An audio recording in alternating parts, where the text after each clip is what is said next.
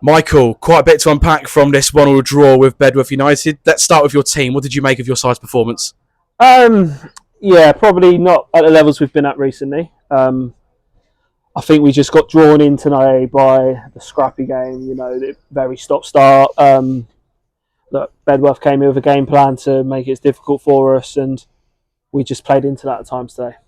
Did you feel that early goal for them perhaps hindered your side because Bedworth coming here, a side fighting for their lives, giving themselves something to hold on to, getting everyone behind the ball, that would have made it difficult to play through? Yeah, 100%. Look, don't get it wrong. They had a couple of big opportunities before, and Ads has made some good saves. But you give teams that are scrapping for their life that advantage, like we did. It was a soft goal on our part, but like I said, they're going to hold on for it. They're going to slow it down when they can, and they did that. Did that from that moment. But pleasing thing is we kept going. Half chances, nothing really clear cut, and then look, the finish at the end is fantastic. I think if we tried to dissect all of the officiating, we'd be here all night. But I just want to talk about those two big penalty shouts. The one in the first half where Ethan Patterson's gone down, caught the ball, but for whatever reason, the referee's going for a head injury rather than a penalty. And then the one in the second half where Adegbola seemed to have been impeded inside the penalty area. Just your thoughts on those two calls? First one, I think he's just gone for a safe decision. I think, he's gone for where he doesn't have to make a decision because ultimately, if he gives that penalty, he's got to send the lad off as well. The second one was more frustrating just because the fact that if we watch it and you hear in the ground, you'll see that he puts his whistle to his mouth and then puts his player's advantage. I just think there, it was that obvious a penalty. You just give the decision. So, look, is what it is. We can't change it now, but I'm more disappointed that he's missed a punch on David at the end, really, in all the bedlam of the goal. So that's something we'll be looking at the footage on and sending through to the MPL for sure. And just on, the red card incident, Charlie Dowd sent off, no doubt about it. Probably about 3 kicks, I think it was, in the back of David Adegbola, which was a bit of madness there. But do you feel your side did enough in that second half with that numerical advantage?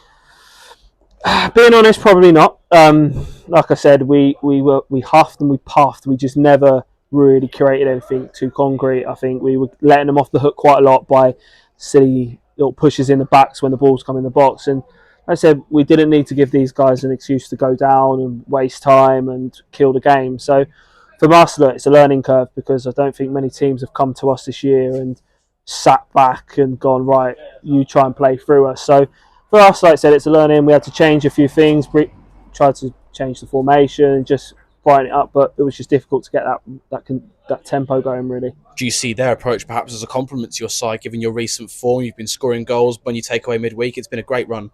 Yeah, 100%. Look, for them, they have to come for a game plan. If they realise that if they come out and try to play the way they would want it usually done, they probably would have got picked off today. So for them, like I said, points vital for them. I think it keeps them out just above that dotted line, which obviously we know too well on. But for us, like I said, it was a different type of game. Boys, like I said, probably had more possession of the ball than they would have done recent weeks. But look, like I said, pleasing thing for us is that we worked right to the end. And look, I think it would have been a bit of a criminal to come away here losing this game. So we'll take the draw and we'll move forward. Just on your team selection, you brought in Cara Taylor to start 11 today in place of Callum Ballinger. Now, it looked as though there was a bit of a change in shape as well. Am I right in saying? No, we start with the same shape. It was an opportunity today, obviously knowing where Bedworth are at the moment and how they are conceding goals.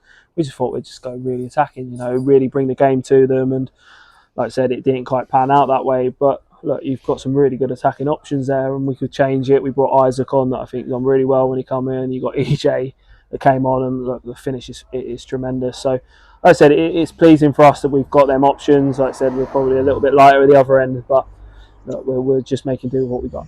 Let's talk about that equalising goal. Ethan Johnston, he just loves a late goal, doesn't he? Excellent finish at the Peter Bank and a joyous moment for the supporters who were magnificent all afternoon. Yeah, I think we spoke off air, didn't we? One person you probably want it to fall on with his quality is EJ, and we were saying it's just someone that was brave in terms of, right, I'll take the shot on. I think at times today we got in and around the box. We just wanted to make that extra pass where maybe we just didn't want to have that shot, but fantastic for him. We know he's had a bit of an up and down season, so that would only give him the confidence for him. So yeah, happy.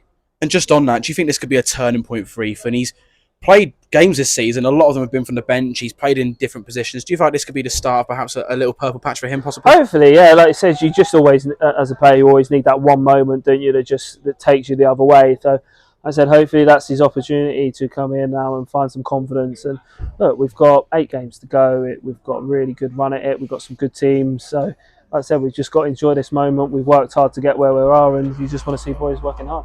And to gain a point like that in such adversity, it is the mark of a good team. It wasn't the best performance today, but you've at least ground something out. Yeah, spot on. That's it. Like I said, that's what you got to do when you want to be successful, isn't it? When you're not playing at your best, you need to stay in games, work hard, and you take that opportunity. We said being clinical when we can be, and we definitely were in that last couple of minutes. Back on the road next week, you've got a tremendous away record at the moment. 3 away wins on the bounce. You head to Coleshill next week, another AstroTurf. Should be a good game. Yeah, like I said, we will play the conditions. Like I said, it would be a good opportunity to get your ball players on there, the ones that want to get on the ball and make things happen. Like I said, we're able to play with that freedom and license to enjoy ourselves go forward. So hopefully we'll bring that energy. Like I said, we've got 3 weeks so we can work on a few more bits. And yeah, let's just see what it is. Like I said, we're in a luxury where we can enjoy these last few games. There's not as much pressure, but for myself, firstly, I know, and Ports and Ryan, we're going to push this group. We want as many points, like I said, because that's our starting point for next year. How many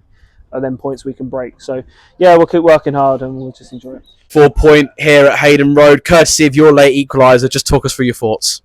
It just fell up, and I knew there wasn't a lot of time left, so I thought I was going to have to hit this as hard as I can across the goal, and luckily it went in. And there seemed a lot of feeling in that celebration. A lot of things went against you during the game, and there was a real, I guess, raw emotion at the end. Yeah, exactly that. I think it was frustrating for everyone to be involved in playing, I guess, in watching as well. It's very stop-start. Then from a personal point of view, obviously, I've been a bit frustrated to not be getting as much game time recently. So I think when it went in, it was just a bit of everything, really. And just on that, do you feel like you had a point to prove when you came on? Because you had to bide your time this season. You've had to play multiple positions as well. But when you're in that number 9 position, you're always a threat up there. Yes, yeah. I haven't really got too many complaints at the minute not starting. So obviously Nathan's come in and he's scoring, and Jams has scored a few goals. So it's just been a case, like I said, of waiting for opportunity and then taking it. And just on that goal, talk us through it. Charlie Green bending it into the box. What's going through your mind as the ball enters the penalty area? I've just seen it's come to me, and now I think their blokes went to bring it down and he's missed it, and it's fell up. It just felt so nicely. I just thought I'm going to have to hit this as hard as I can. And luckily it went in. And as a striker, of course, you want to score as many goals as you can. And I guess with strikers, goals breed confidence. So hopefully you can go on a bit of a run now. Hopefully, yeah. There's not too many games left, but hopefully I can get a bit of a run together, get some starts, help the team out as much as I can.